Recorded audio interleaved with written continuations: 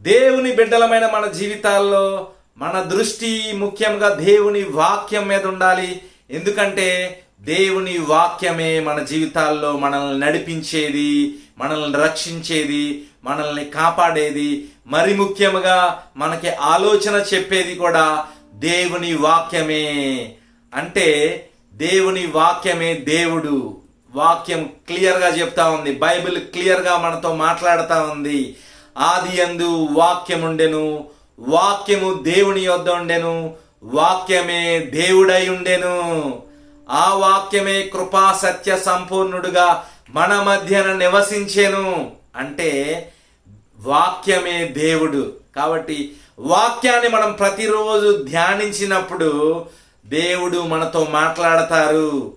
మనం దేవుని ద్వారా ఆలోచన పొందుతాం.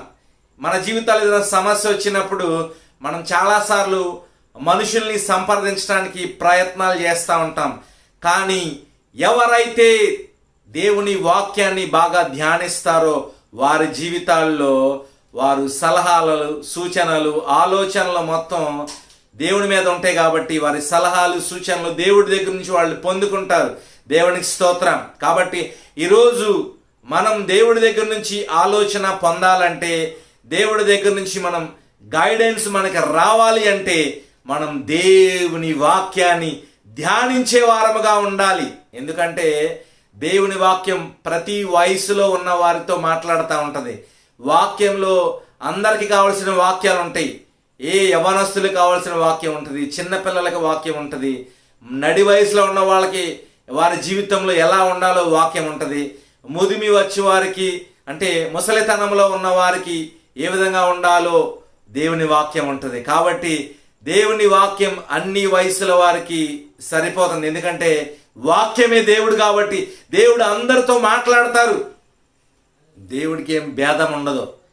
అందరికీ కావాల్సిన విషయాలు బైబిల్ గ్రంథంలో రాయబడి ఉన్నాయి.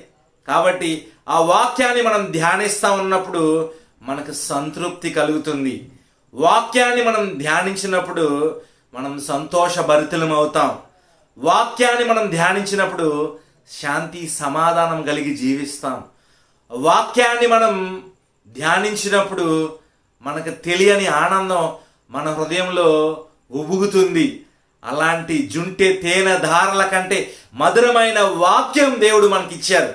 కాబట్టి ఆ విషయాన్ని మనం గుర్తించి దేవుని వాక్యాన్ని ధ్యానించినప్పుడు ఆ వాక్యం మనతో మాట్లాడుతుంది. ఆ వాక్యం మనల్ని ఉన్నతమైన స్థానంలోనికి నడిపిస్తుంది. ఆ వాక్యం మన జీవితాల్లో పరలోక రాజ్యం మనం చేరే విధంగా మన నడవడికను సరిచేస్తుంది. కాబట్టి అటువంటి వాక్యాన్ని మనం రోజు ధ్యానించే వారముగా ఉండాలి. వాక్యమే దేవుడు. వాక్యం సర్వ సత్యంలోనికి మనల్ని నడిపిస్తుంది. అటువంటి సర్వ సత్యంలోనికి నడిపించే వాక్యాన్ని మరి మనం చదువుదామా? ఆ వాక్యాన్ని మనం ధ్యానిద్దామా? దేవునికి స్తోత్రం. దేవుని నామానికి మహిమ కలుగునుగాక. నా జీవితాన్ని మార్చింది దేవుని వాక్యమే. నా బ్రతుకును మార్చింది దేవుని సత్యవాక్యమే. ఆ వాక్యాన్ని మనం ధ్యానించినప్పుడు మన జీవితం మార్చబడుతుంది. మన బ్రతుకులు మార్చబడతాయి. మనం ఆశీర్వదించబడతాం. సంతృప్తికరమైన జీవితాన్ని మనం జీవించగలుగుతాం. దేవునికి స్తోత్రం. దేవుని నామానికి మహిమ కలుగునుగాక. ఈ యొక్క వాక్యం మన హృదయాల్లో దేవుడు ఫలింపజేయునుగాక. దేవుడు మనందరిని దీవించునుగాక. ఆమెన్.